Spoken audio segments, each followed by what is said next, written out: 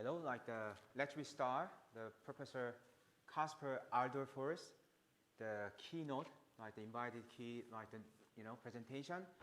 So currently, the Professor Kasper is working at Queen Mary University of London, and the Kasper is a experienced robotist leading competitively funded research on soft robot, intelligent microsensing system, and interaction dynamics modeling with applications in minimally invasive surgery and assistive technologies and human-robot interaction at Queen Mary University of London.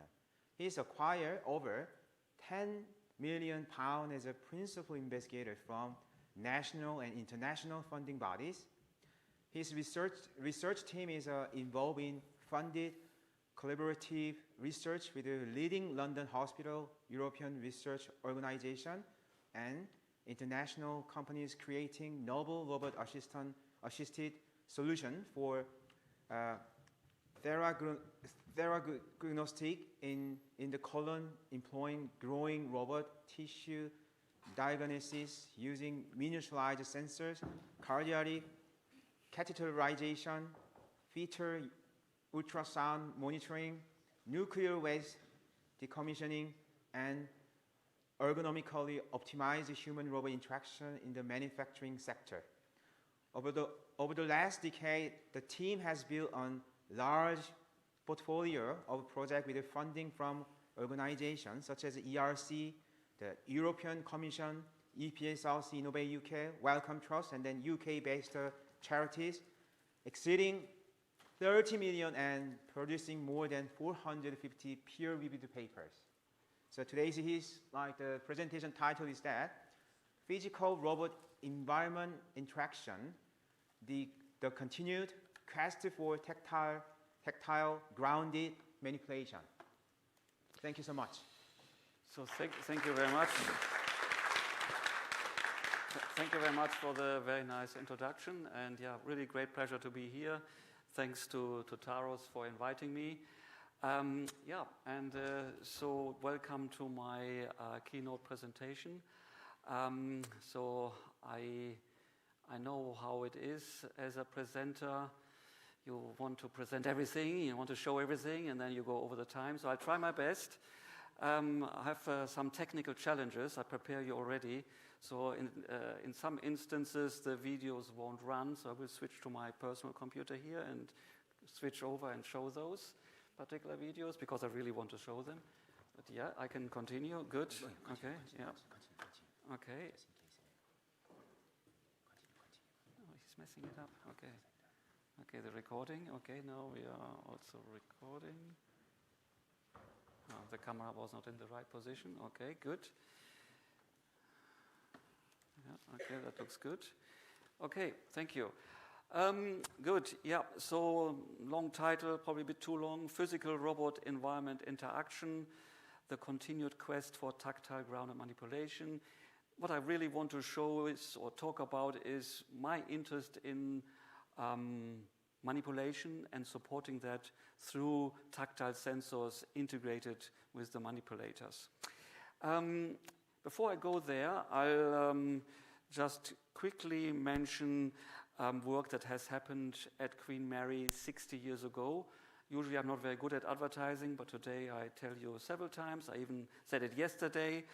We come back to it later again, but 60 years ago, Professor Meredith Ring started at Queen Mary and started robotics there, and he developed fantastic different robotic devices, for example, walking robots, pipe inspection robots.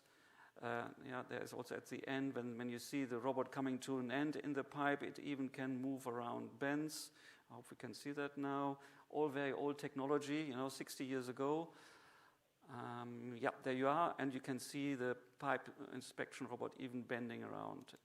And fantastic wheelchairs, walking chairs, very similar to work that is even happening today. So we have here, if you want, embodied intelligence. So we have a wheeled robot that then automatically adapts to a staircase and can climb the stairs.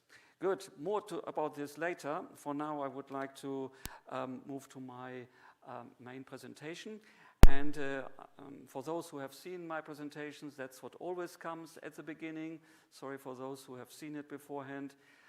Usually I say the octopus, fantastic animal, can change its stiffness from very soft to very stiff, can go through very narrow openings and interact with the environment in a forceful manner.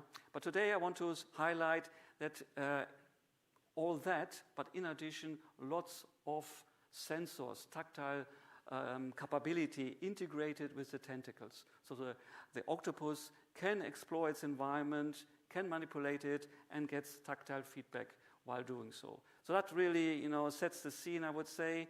For many years, I've worked in systems that were interacting with the environment, all kinds of robotic devices, really with the aim to move around in the environment, interact with it, manipulate it.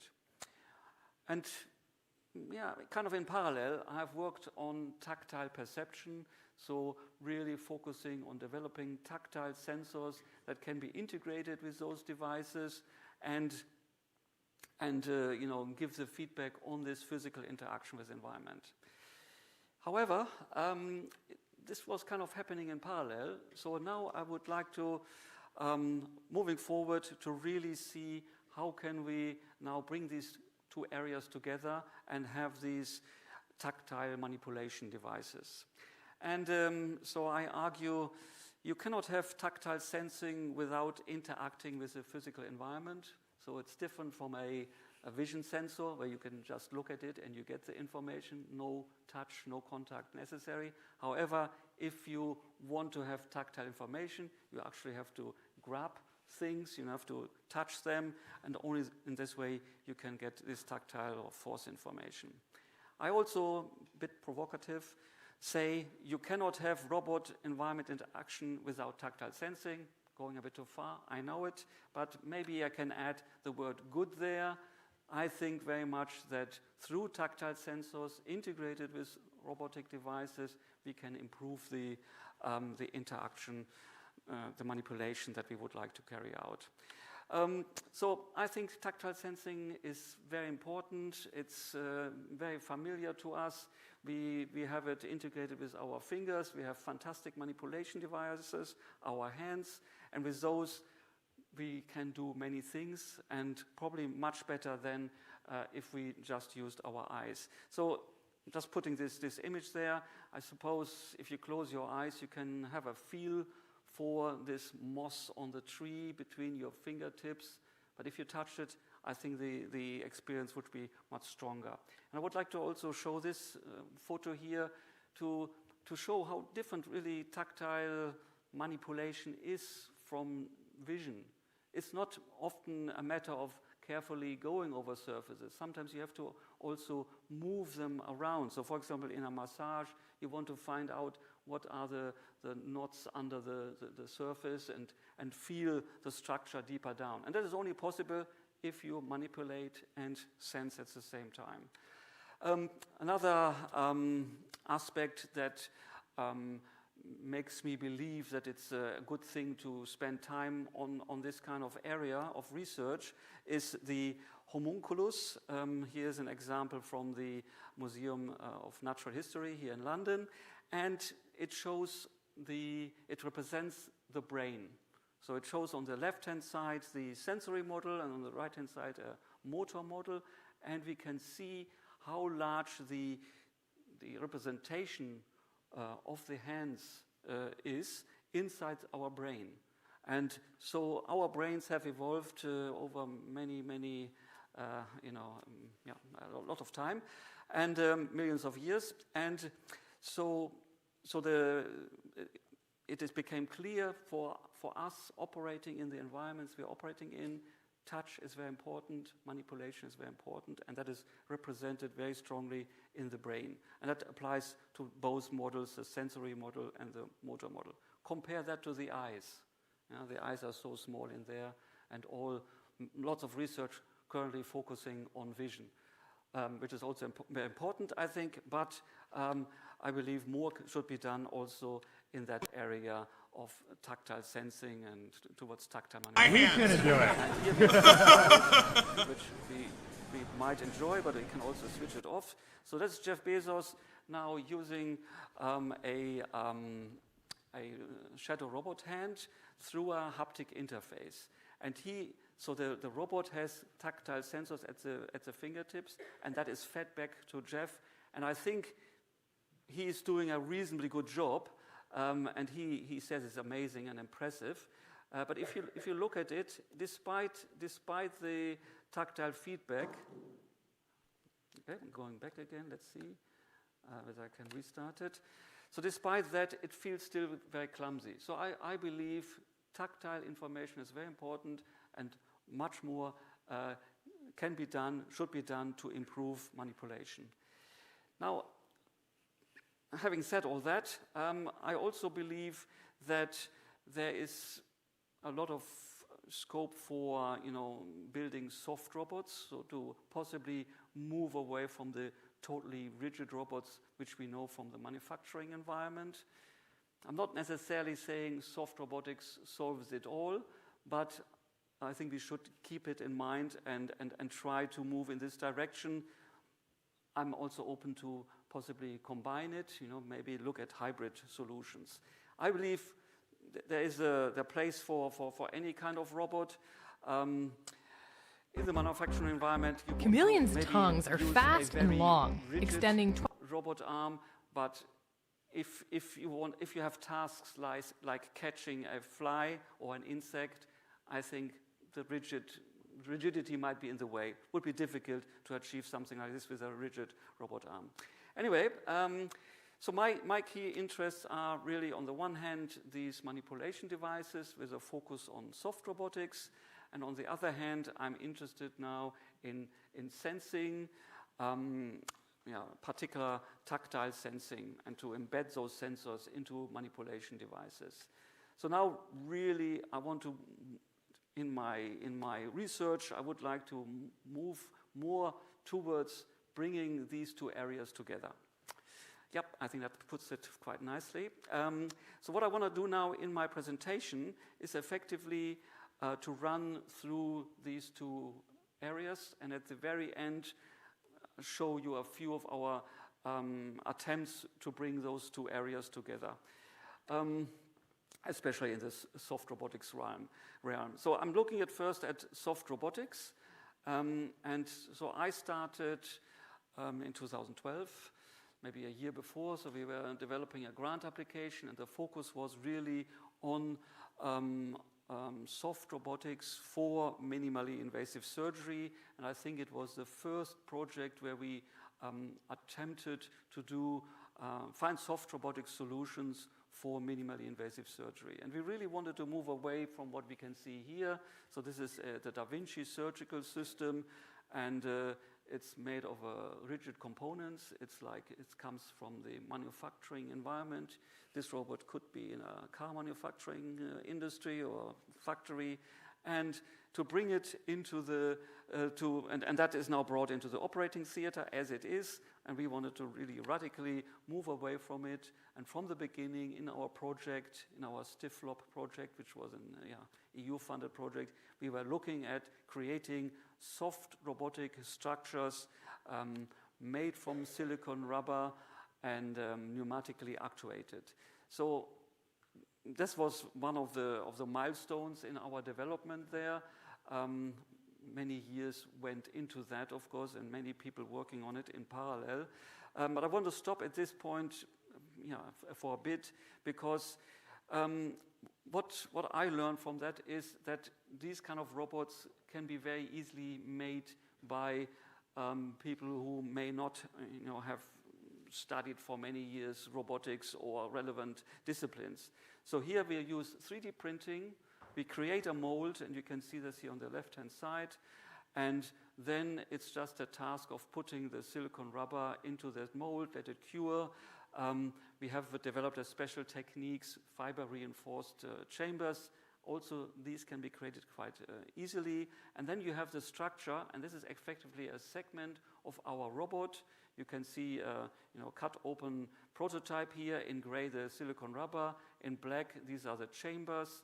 So we have 3 pairs of chambers that can be inflated, pressurized, and then the robot moves in different directions. And we can show this here also in action. So we can see here 2 of those segments put together, and they are controlled by a PlayStation controller. You can see the blue pipes here. These are the pressurized pipes. And in gray, the valves. So these are controlled by the PlayStation device. So we have the human expert in the loop, the PhD students, effectively moving this robot around. And as we can see, with the human in the loop, we can very accurately move the robot into the locations we want to, and it can also operate at quite high speeds. So that is running at normal speed. Now this was quite large. We were interested, of course, to make it smaller because this was too large to be used as a surgical device. So we developed a miniaturized version. We can see it here in the middle between standard laparoscopic tools, and we achieved 14.7 millimeter, 2 segments, and with a camera at the tip. You can see here some motion as well. And so you see the camera at the tip, so we can individually control now these 2 segments, and that can be then used to move through a so-called trocar port, through an incision into the human body, and then in the abdominal cavity, the relevant operation can be carried out. In this case, I cannot forward here. Good, I have to learn that and not do that anymore. It's moving in. It can move around. The camera images can be seen on the left top side. In the interest of time, I move to the next one. You don't need to be squeamish. I won't show too much, so I won't show the inside of the human body there. But we were actually able, as part of the project, to do a first-in-human study. And we had experienced surgeons on board, and under their guidance, a mock operation was carried out. And you can see here the robot being inserted into a human. And I would say, first in human, first time that we have put a soft robot into a human with the purpose of, with the intention to carry out minimally invasive surgery. Now, don't worry, no one was harmed as part of this study. This person that you can see here was dead already, so it was a cadaver study. So all good. No one was harmed in the making of this project. So we learned a lot from this, and we were able to also use that technology to develop then robotic hands. So here is a soft robot prosthetic that we developed, and it was based on the same principle. We have silicon rubber structure with pneumatic chambers that can be then pressurized, and in this way we can make the movements as shown here. In this particular example, we use a leap motion sensor to measure the movements of the human hand on the right-hand side, and then on the left you see that motion replicated by effectively controlling the pressure appropriately to move the hand. And that could be, of course, and also extended to other systems. So you can see here in the center our stiff flop robot arm effectively, and then attached to it we have 5 fingers. Again, the same principle. We have soft materials used for that, and the different parts of the robot are then actuated pneumatically. And so very, very nice performance. This ran for many days without any fail. I'm contradicting myself a bit here because it worked without any tactile sensing in there, any force sensing, any sensing of the interaction. Still, it worked. So these robotic devices made from soft materials have a very high compliance and can easily cope with slight variations in the environment. But still, I believe there is need for tactile sensing to improve things even further. Before I come to the tactile sensing, I want to continue with the different structures we developed. So as part of the stiff flop project, we were also looking at developing structures from fabric. So what I've talked about beforehand was the silicon rubber approach, but now we were looking at structures that could be inflated. So we have here cylindrical conical structure. On the outside, we have this fabric, which is airtight. So we can now pump this up and effectively deploy it, make it a structure. And in this particular case, we have tendons attached, and these tendons allow now the robot to be moved in different directions. What I find very interesting about this, it's an antagonistic principle here, because on the one hand, we have the air going one way, pushing outwards, and against it, so in an antagonistic way, we have the tendons pulling back. And so this combination allows us now to change the stiffness and navigation at the same time. And we can see this now in action. So that video doesn't work, but I think I don't switch to the other computer now. So we can, what we also learned is we can inflate those structures from a very small volume. We can blow them up, we can make them grow. And then once they have grown, we can deflate them and move them out of the environment where we have been in beforehand.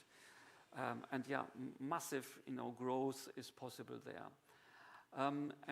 So when you are in that environment, then you can, as shown here, use the tendons to move the robot into different directions. And again, I should highlight, this is made from very simple materials, and I made good use of something that my mother taught me many years ago, how to use a sewing machine.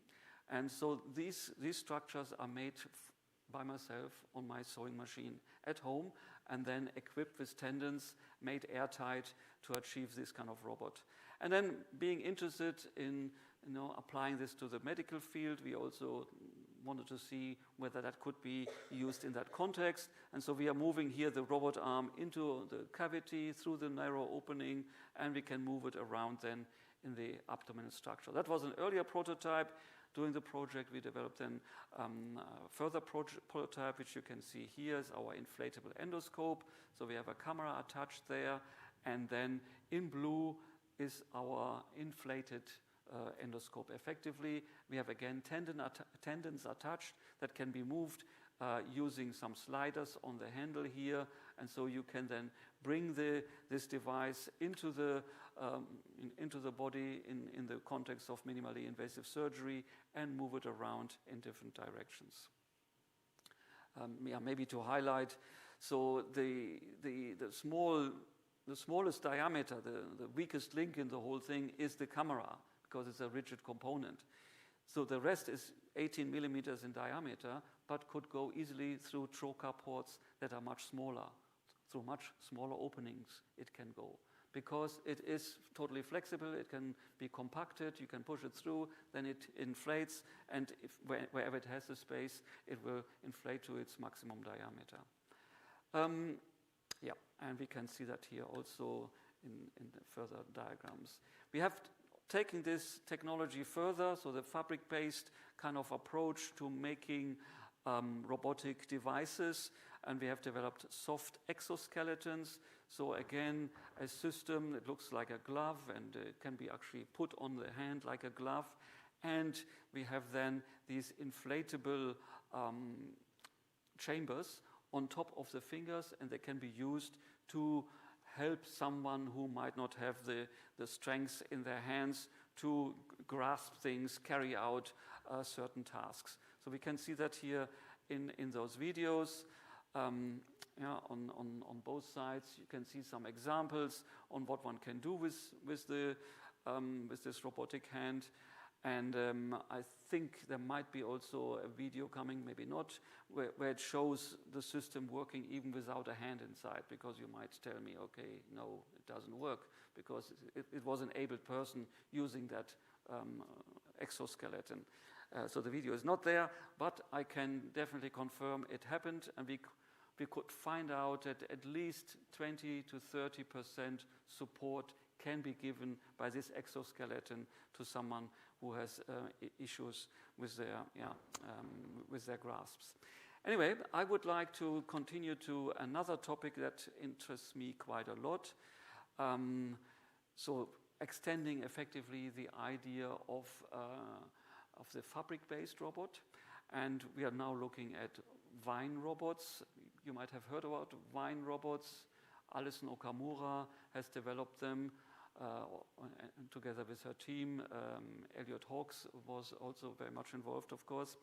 And so we are trying now to develop similar systems, and I would like to shortly mention that we recently received an ERC grant, European Research Council grant, called Endotheranostics, and here we are now trying to develop these growing robots that can be used to carry out the next level colonoscopy effectively. But before going into more details, maybe just stepping back a bit where we take our inspiration. So very loosely, we take inspiration from how plants grow. They grow from the tip, so the stem usually stays steady on the ground, but only at the tip there is growth. And so in a very similar way, we develop now these inflatable structures, which are made out of these kind of sleeves, similar to what I've shown beforehand, but now maybe I should move forward. Let me give you just this other inspiration as well. So you can see here the eyes of a snake. So that is effectively the way we are doing it. We have these sleeves that can fold, from the outside to the inside and back again, like the eye of the snail. But this video doesn't work, but never mind. I think that video also shows it quite nicely. So we have this growing robot, and we have extended here our technology a bit and integrated also navigation pouches. So we can now grow from the tip and also navigate, move the robot in different directions. And I would have liked to have another slide, but this was kind of not there. But I think this one is maybe a good one to also come back to it again and show how it really works. So we have this fabric sleeve, and to start with, they are folded outside in, and then through pressure, we effectively push the tip out. So it's moving only at the tip, as you can see here, and it's a pressurized, very long, slender structure.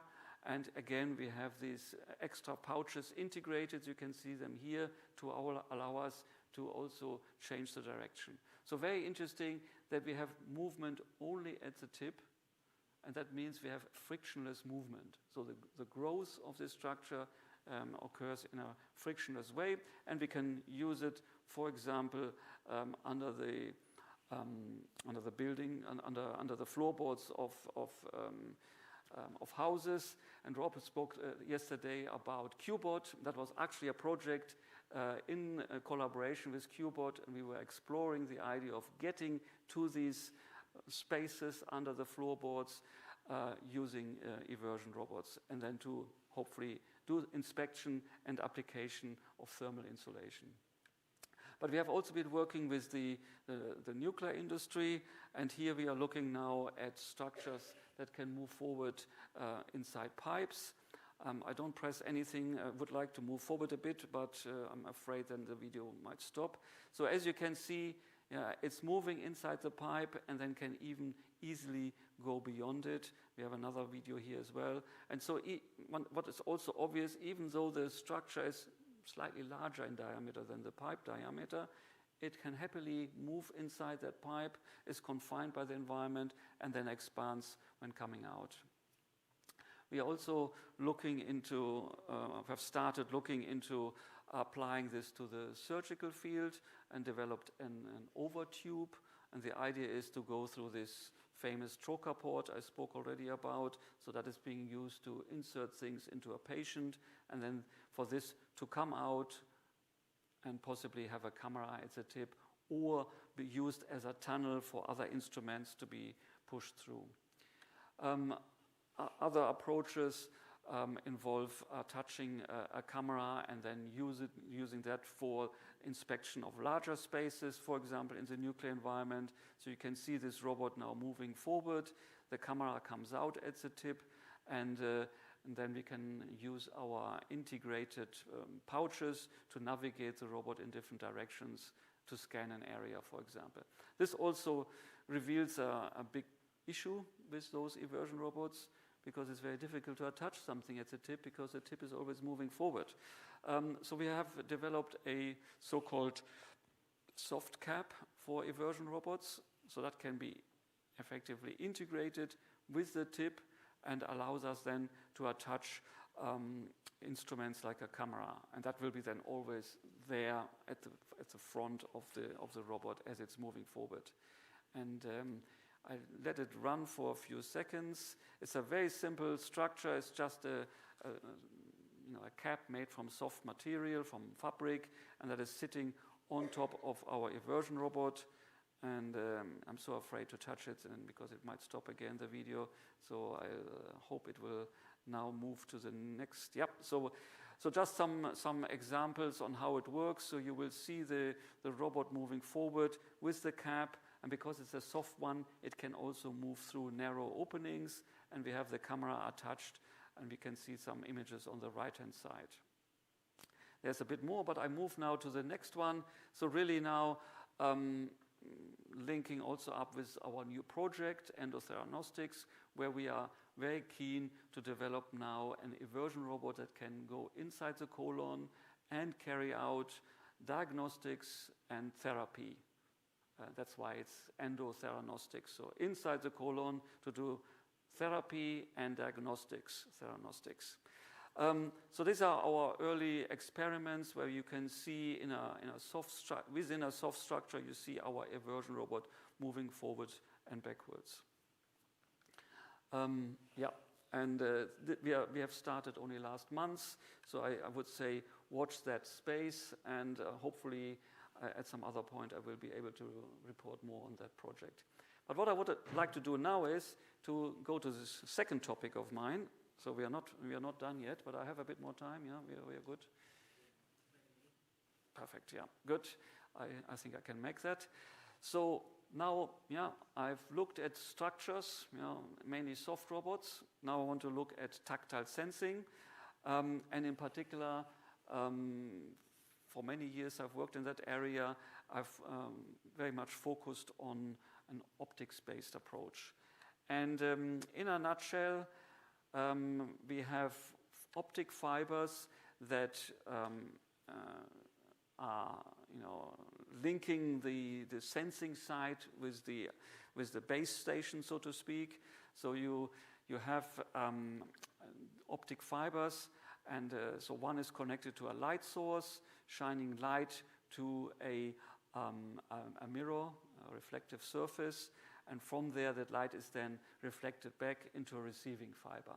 So in this way, we can measure the light that comes back from our structure, from our sensing structure.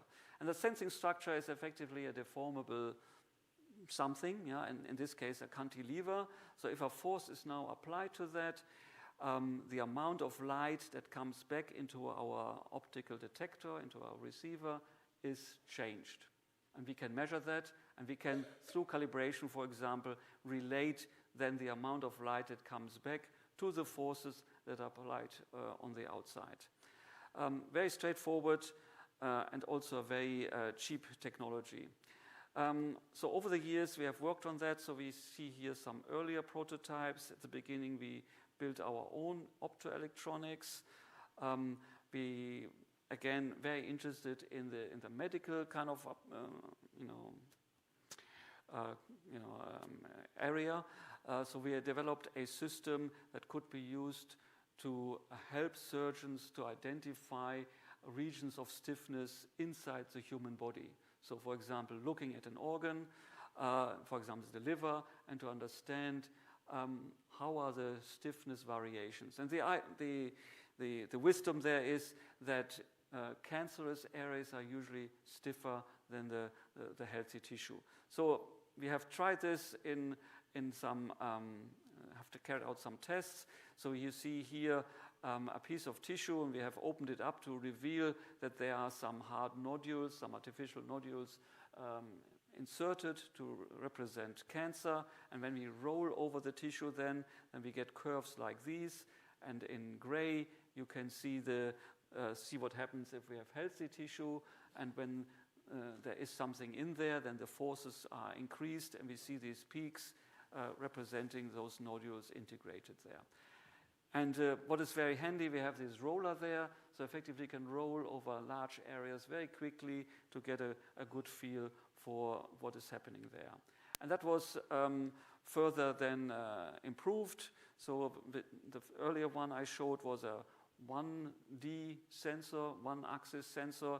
Here we have now a 3-axis sensor, so X, Y, Z could be measured, and you see it there in action. So you see someone tipping at the top, and in the background you see then the results that we can measure with the sensor. And actually you see here the red light. That is because of the LED light that we are shining in. So here we have 3 fibers or 3 pairs of fibers, and that are interrogating the deformation of the structure due to someone, pushing against it, for example. So we were then keen to, pursue this idea further, and so we brought it down to 9 millimeters. I think we managed even 6 millimeters, and again the same principle here. And then he is here also today. So we were working many years ago. We were working together, and so he developed now a 3 millimeter diameter 3-axis force sensor. Again, the same principle, slight variation here. So instead of using 3 individual pairs of fibers, we used a fiber bundle of 4 fibers. One fiber was used to send light in, and the other 3 to measure 3 force information along 3 axes. And you can see here is our mirror, here is the tip, and that is the sensor structure with the integrated cantilevers that bends, and then we can measure this force information. But also very important, instead of using now very expensive optoelectronics, we used a webcam. So it was a simple camera that then was put in a position where it could observe the ends of the fibers. So effectively we were putting the fibers in front of the lens of the camera, and you can see here these 3 dots, and in this way measure now the forces that were applied from the outside. You might have heard about fiber Bragg grating is another way to do sensing, optics-based sensing, and the cost factor is around 1,000. So we are 1,000 times cheaper than FPG, fiber Bragg grating. And I want to show now the video. Let's see whether, okay, now something is happening. I think the video will not run. Nope. So I switch over, let's see. Now I have to go press exit here, but maybe, yeah, Johan, you want to come? Show your sensor in action. Yep. Okay, good. Yes, okay. So just for that video, we'll switch over to this computer. Okay, and full screen.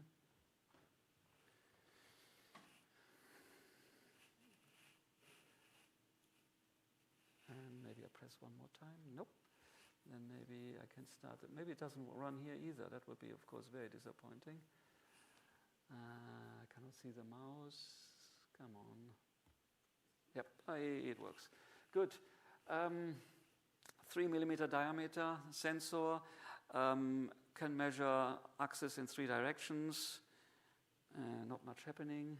Yeah, you can see it in the background, so it's pressed on the table now.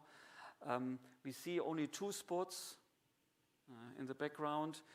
there should be a third spot. I mean, in total we see 4, but on the left side 2 and another 2. So it should be 3 on each side of the screens.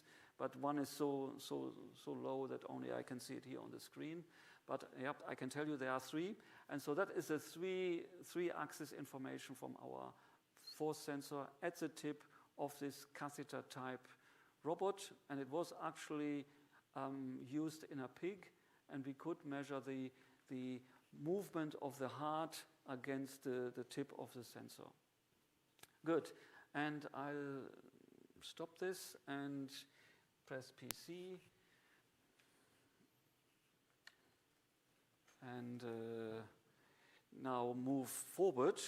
So these sensors we had developed were all rigid, and we were interested now to, develop something that could be incorporated in a soft robotic system.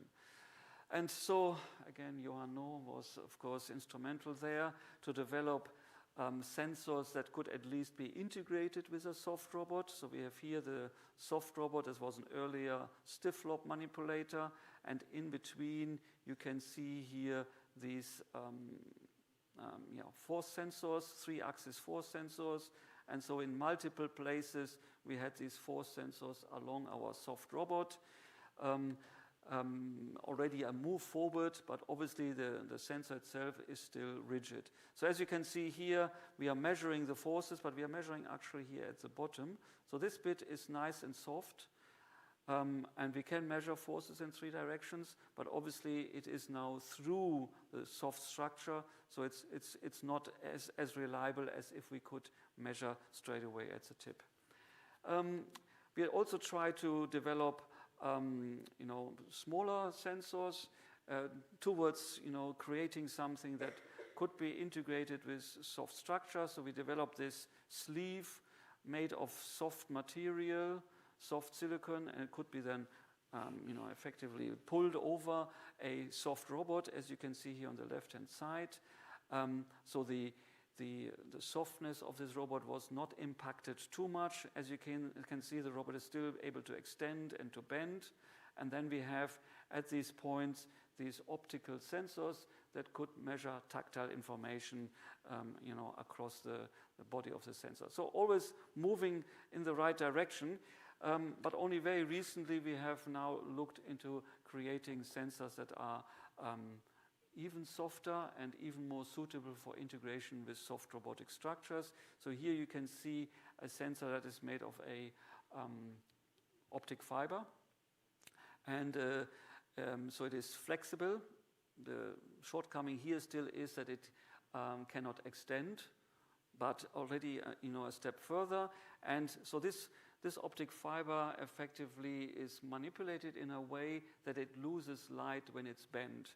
So we can measure now the shape of this structure, and here you can see it hopefully in action. Nope. So we go over again to the other one.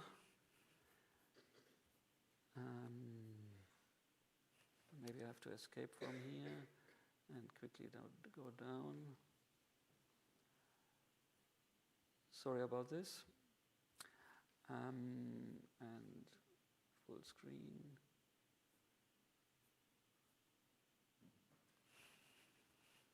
And running already. Yep. So it's moving, and while it's moving, you can see the signal coming from our optic fiber, and as you can see, it goes like the robot in a kind of jerky way, down, down, down. And in this way, we can now measure the bending of the structure. So we can do shape sensing effectively. I switch back quickly to the other one again. And so we have now gone even a step further, and we have now looked into fully transparent, soft sensors, effectively silicon rubber strings or channels, and because they are transparent, they allow the light to go through. But if we now impact on this structure, then we reduce the amount of light that goes through. So in a way, allowing us to measure tactile information, force information when applied. So in this particular case, we have 3 of those transparent channels or waveguides integrated, and then depending on where you press, we can measure that information. Good. So here really now trying to bring tactile sensing to soft robotics. And more to come, because that's what I'm really keen on developing further. But I'm coming to the end of my presentation now. Obviously, all this would not have been possible with lots of funding, so I'm very grateful to many funding bodies. Currently, 3 projects are running, so Endotheranostics from ERC. From the European Commission, we have Palpable running for another 2 years, and Arthema is funded by Innovate UK. And also, all that would not have been possible with lots of support from, in particular, PhD students and postdocs who have worked with me over the years, and Johan is also on there.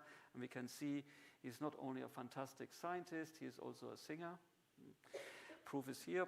And we have also Dawood here and Mohammed, and they are working on novel structures and also on sensors, and Daniel also working on structures.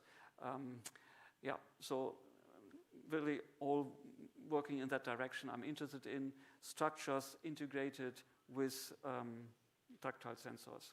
And that brings me to the end of my presentation. Thank you very much.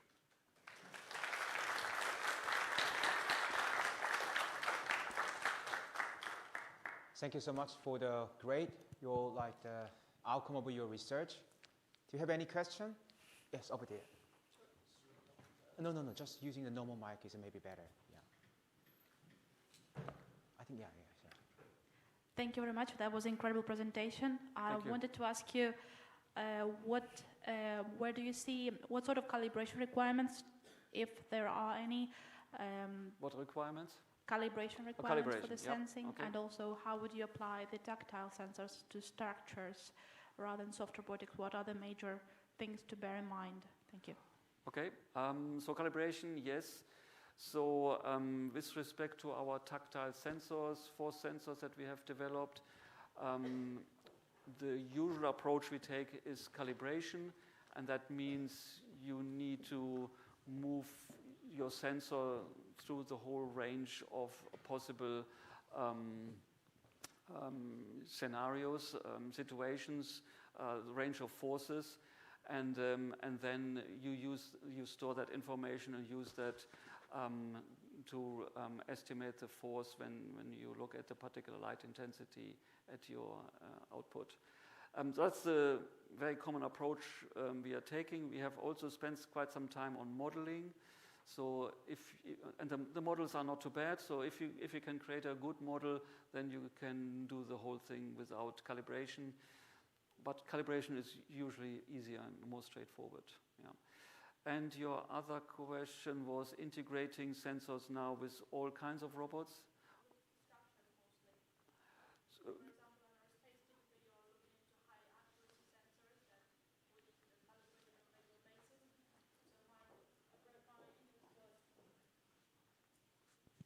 Thank you very much. The question was mostly because my research is focused on applicability of high accuracy sensors in the intelligent structures that will be able to embed the sensing solution within as you build the wing or the aircraft structure. So the question was, what sort of transferability within your research aspect can you apply if you were to take these sensors into the structure now rather than soft robotics? Thank you. Yep, no, good question.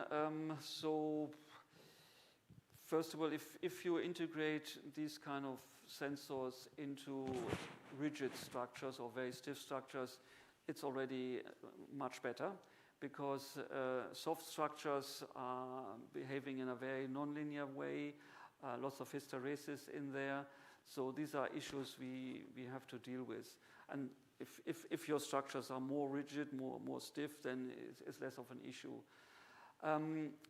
we have also observed that there is drift in those sensors we have developed. They are depending on temperature, so you would need to look at these and possibly create some reference or ways of keeping things calibrated effectively over time. But then if you think about FBG, fiber bar grating, they also have these issues. So yeah,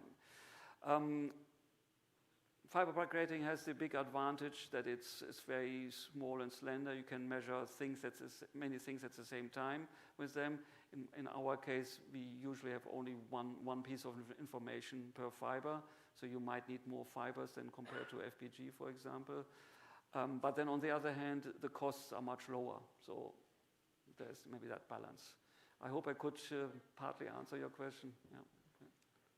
Hello. Thank you for your presentation, very interesting work. I have two questions. First one is for the exoskeleton for post-stroke patients. Exoskeleton, soft exoskeleton. Soft? Exoskeleton. The exoskeleton, yeah. Yep.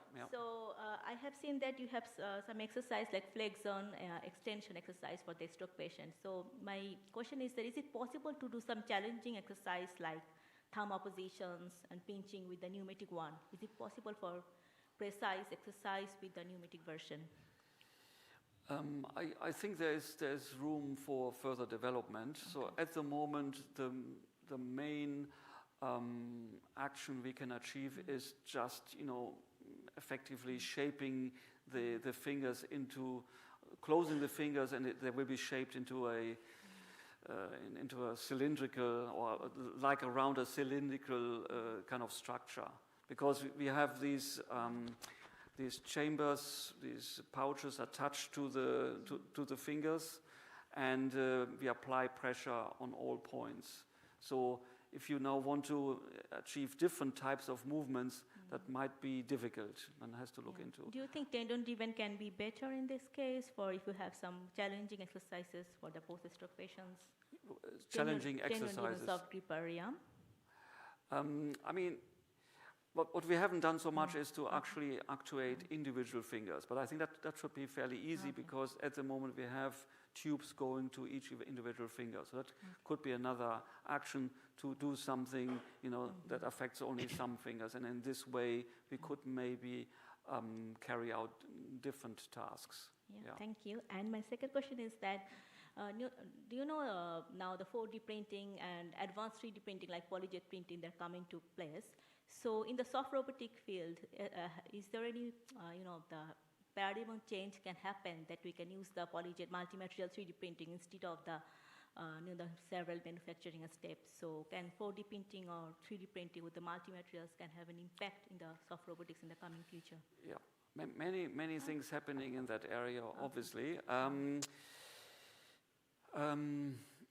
So one of the issues is that these structures that are made from 3D printing material are not as robust.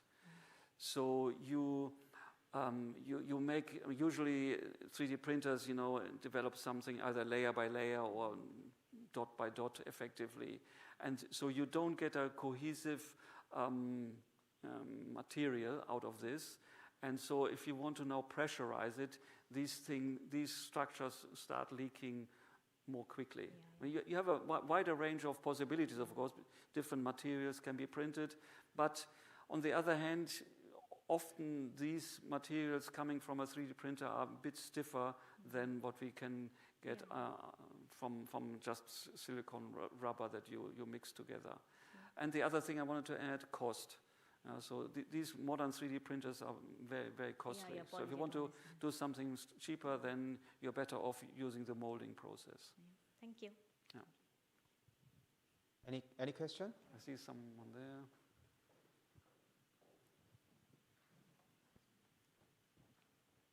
Hi, thanks, Casper. So from your presentation, you can see a very rich experience of decades in soft robotics.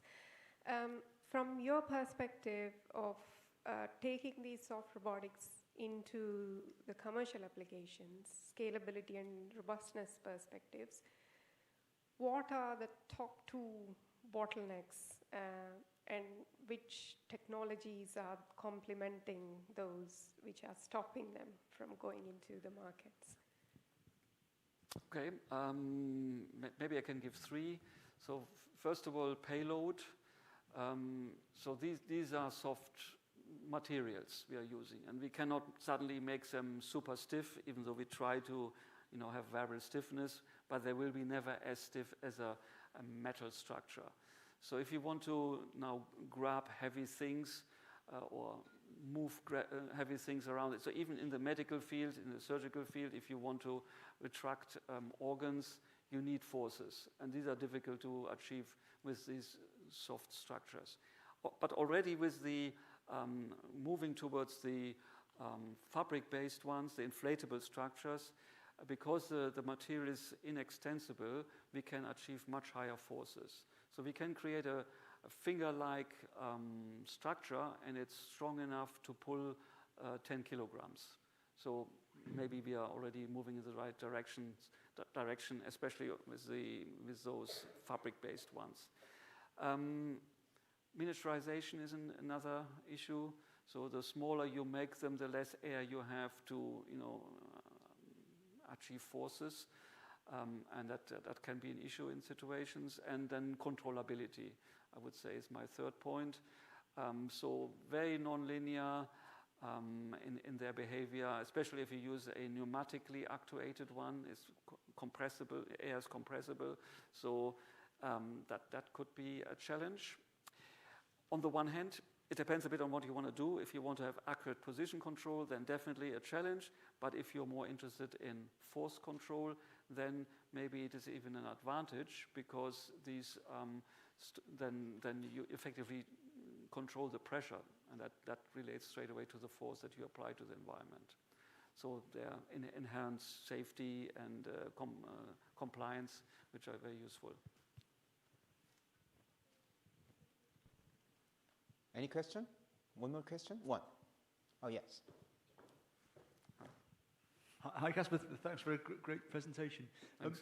Do you see any applications or value for having soft probes, maybe for in-body, but having heterogeneous probes, so different probes that then cooperate together to give you some kind of synergy? If that makes sense. I like that idea. Yes, that's definitely something I had in mind to look at. The funding bodies were not in agreement, so. But yes, no, I think that's also. I mean, reconfiguration is a very interesting topic. Bringing multiple elements together to carry out a more complex task, and that could also, be something for soft robotics. Yeah. I mean, implantables is not quite my area, but it's also an area of research pursued by others. Yeah. Thanks. Okay. One more question?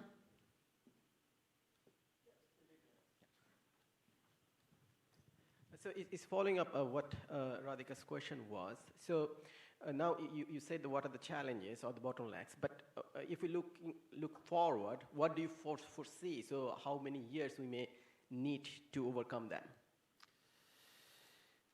Very difficult to say. I mean, if I look at robotics, as a whole, how many years has it was needed to get us to this point? And we are not quite there yet. I mean, we have some very nice products already on the market, but there's much more that we would like to do with robots, and it's not happening yet. So it can take quite some time. So with respect to soft robotics, what I can say is that there's more and more interest in that area. So I can see in the UK and in other places lots of stuff happening now in soft robotics. So yeah, exciting area, but I don't want to give a prediction, because robotics to me is always nearly there, but not quite there. With AI, we have seen much more progress. It's much easier, of course, because it's just on the computer. But one day robotics will come. and do you have, so obviously we have Radhika here from ARIA, and so do you have any suggestion for the funding bodies to, regarding this, to allocate their funding or something? So you mean with respect to robotics in general, Yes. or soft robotics? Oh, with soft robots. Soft robotics.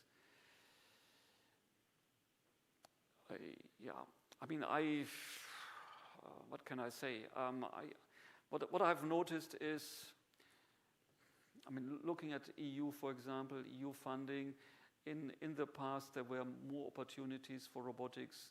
Now there are less.